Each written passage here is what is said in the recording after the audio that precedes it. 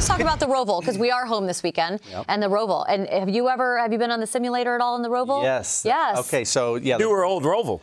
The old Roval. Oh, well, that doesn't count. I know. I flew in the other day, and I'm looking down like it's totally different. So. Okay. So what were your thoughts? Very tough, and it seems like it's real slick. There's a lot of. Okay, here's the biggest thing.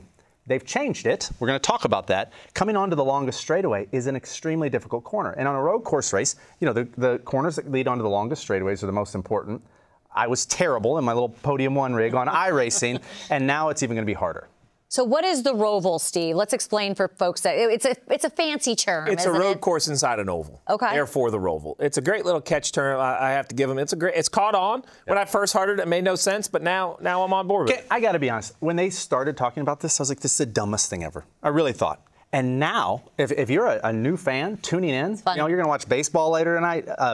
Tune into this race because I think it's going to be one of the most dynamic races of the season. The changes, walk us through, because you're going to be up in the booth calling the changes. I'm not going to be on the. You're going to walk us through the change. Let Ross know what he expects when he hits that. All right, Ross. Let's show what's different. So the Roval, it's a road course inside Charlotte Motor Speedway. It looks basically like this. You see the track layout. What's different this year, though, is the infield section. Years past, you would run this red area. Now it's this green area, which has really changed the exit of the infield dramatically. That has some elevation. You can't tell. It kind of goes downhill, and it feeds you into this much talked about turn 7, which is now a 180-degree hairpin, much like Sonoma, much like some other road courses, which leads to a very long straightaway.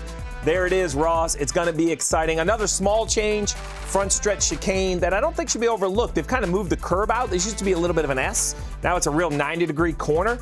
I think it's going to make passing difficult, too wide, very difficult. And why too wide matters is because the restart zone leads into that last chicane. So every time we show the field coming to the green, we're going to see the green flag, and they're going to go through the chicane. Thumbs up, thumbs down. What's your thoughts on all the changes? You say turn 7's like?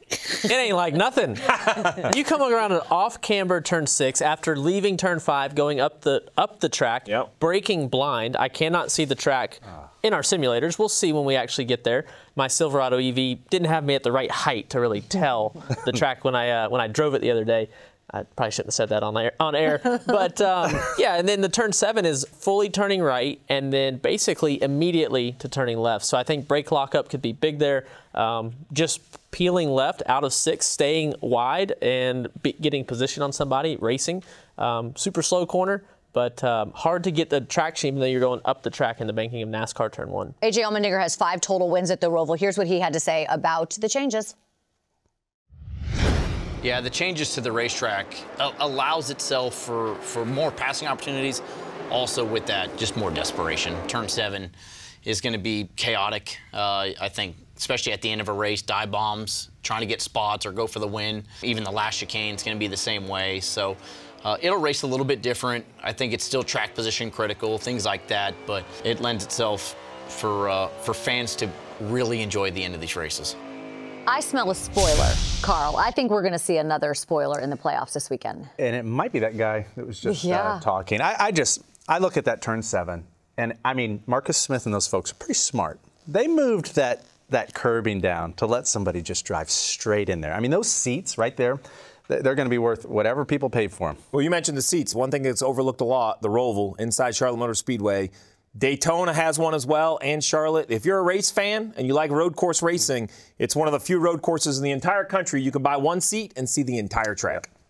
Do you like these changes? Like, how do you feel about these? I do, because I have struggled here so bad. Okay, so you think that this is going to help anything? you? I mean, just squirt water on the track. I don't like it. I was teammates with AJ in 2019 and 2020 in the Xfinity Series, and he would stand over my shoulder at the simulator and just coach me at the static sim where it didn't move, and he would more wheel, less wheel, more brake, more gas, all this stuff, up a gear, down a gear, and it taught me a lot, and I've been able to race for the wins with him since then.